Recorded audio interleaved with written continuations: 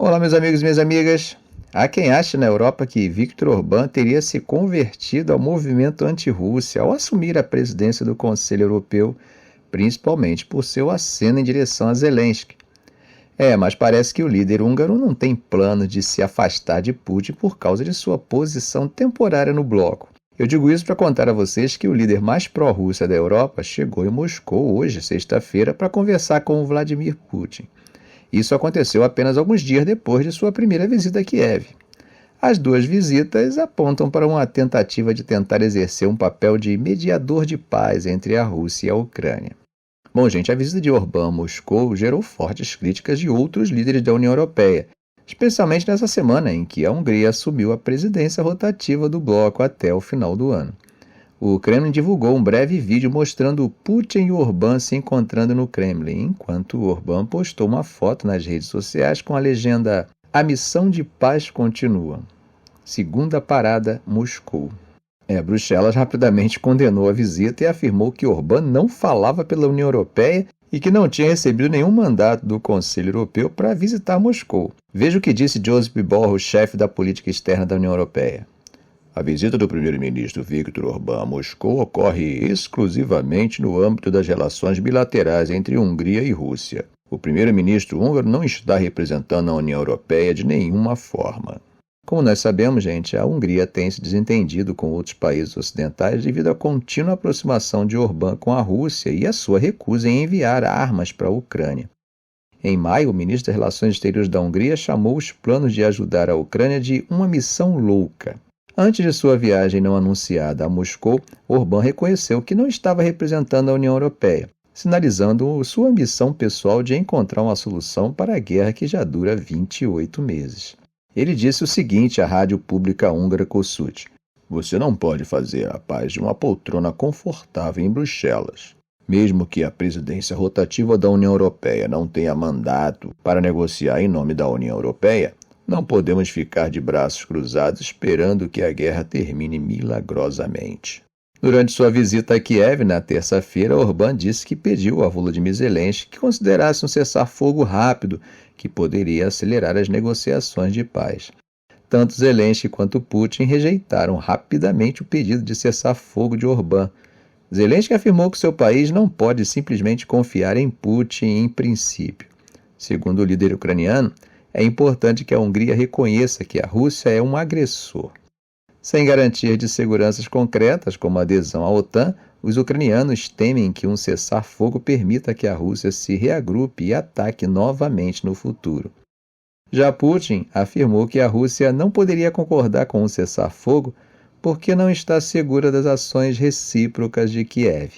Enquanto isso, ciente da importância da guerra híbrida e da propaganda para o conflito, os 32 países da OTAN estão tentando encontrar um nome para um esforço conjunto de coordenação de suprimentos de armas e treinamento para as forças ucranianas, que estão lutando contra os russos.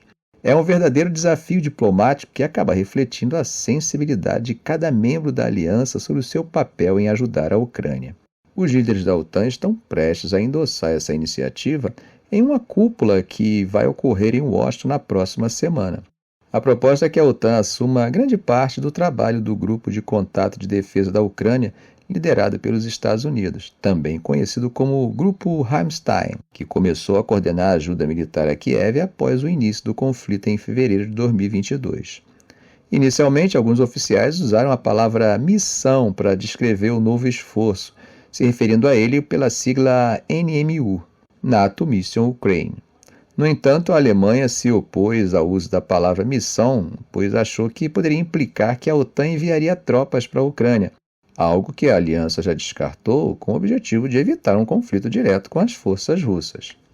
Aí então surgiu um novo nome, NSATO, NATO Security Assistance and Training for Ukraine, ou Assistência e Treinamento em Segurança da OTAN para a Ucrânia. Esse nome deixa claro o que a nova iniciativa faz, mas ainda não agrada a todo mundo. Segundo um diplomata sênior da OTAN, todos esses acrônimos soam engraçado e não têm impacto político. Com a cúpula em Washington começando na próxima terça-feira, os diplomatas ainda estão buscando um nome que todos os líderes possam aprovar.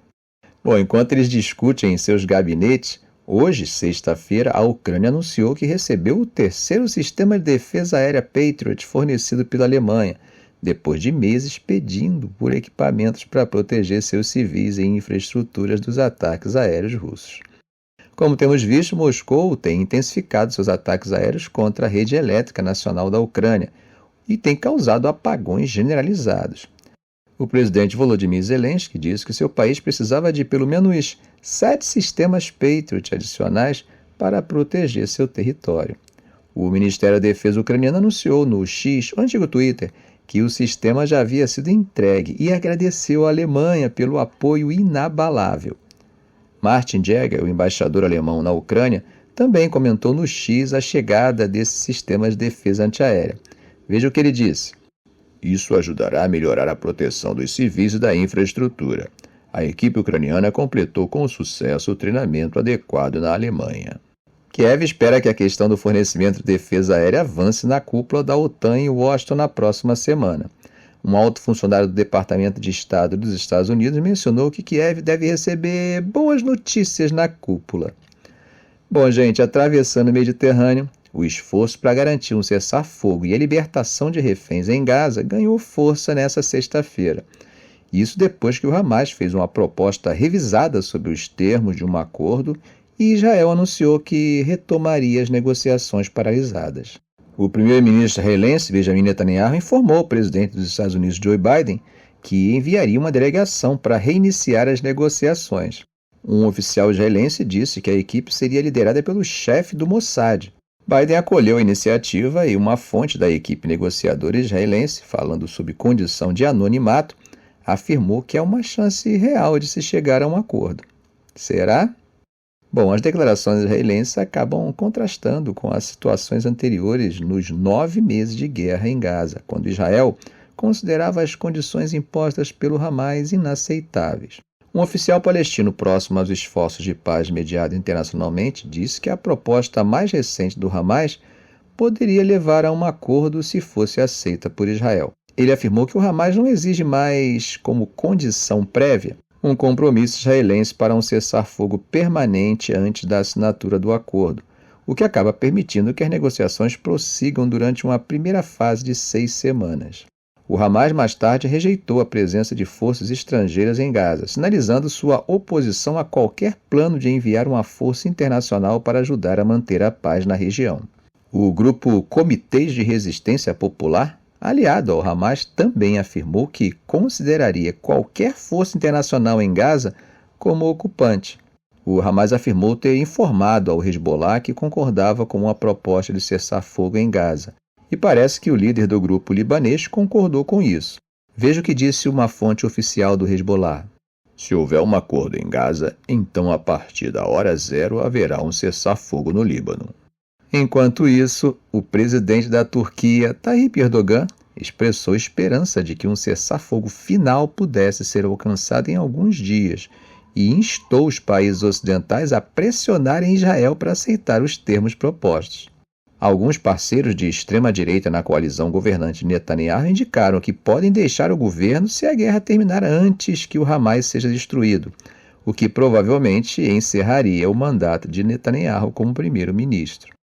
O Canal 7 de Israel relatou que, em uma reunião de gabinete na quinta-feira, o parceiro de coalizão Itamar Ben-Gvir acusou os oficiais de segurança e defesa de decidirem retomar as negociações em Gaza sem consultá-lo. O novo plano do Hamas responde a uma proposta pública de Biden feita no final de maio, que inclui a libertação de cerca de 120 reféns ainda mantidos em Gaza, além de um cessar-fogo. O plano prevê a libertação gradual dos reféns, o recuo das forças israelenses em 2 fases iniciais e a libertação de prisioneiros palestinos, com uma terceira fase dedicada à reconstrução de Gaza. Israel afirmou anteriormente que aceitaria apenas pausas temporárias nos combates até que o Hamas fosse erradicado. Uma delegação israelense no Egito discutiu os detalhes do possível acordo na quinta-feira, com fontes de segurança egípcia dizendo que Israel responderia à proposta do Hamas após discussões com o Catar, que, assim como o Egito, tem mediado os esforços de paz. Uma fonte familiarizada com as negociações disse na quinta-feira que o chefe da inteligência israelense, David Barnea, iria ao Catar para retomar as conversas, mas detalhes ainda não estavam disponíveis hoje. Nos últimos combates em Gaza, um ataque aéreo israelense matou 5 palestinos no campo de refugiados de Jabalia, enquanto 7 palestinos foram mortos em uma incursão na cidade de Jenin, na Cisjordânia, que é ocupada por Israel. Os habitantes de Gaza, que precisam desesperadamente de ajuda como comida e água potável, reagiram com cautela à perspectiva de renovação das negociações. O único cessar-fogo anterior, acordado em novembro, durou 7 dias. E a situação realmente está bem grave para a população de Gaza. Ibtissam al-Otama disse que foi deslocado 9 vezes durante a guerra e resumiu bem a situação dizendo o seguinte: nós em Gaza somos pessoas que dormem com a morte e acordam com a morte. Sabemos que a qualquer momento podemos morrer. Ficamos por aqui. Se esse vídeo foi útil para você, faça um comentário, compartilhe em suas redes sociais, dê um like. E é claro, se ainda não for inscrito, inscreva-se no canal e ative o sininho para não perder os próximos vídeos. Ok, gente? Um grande abraço do professor Arão Alves.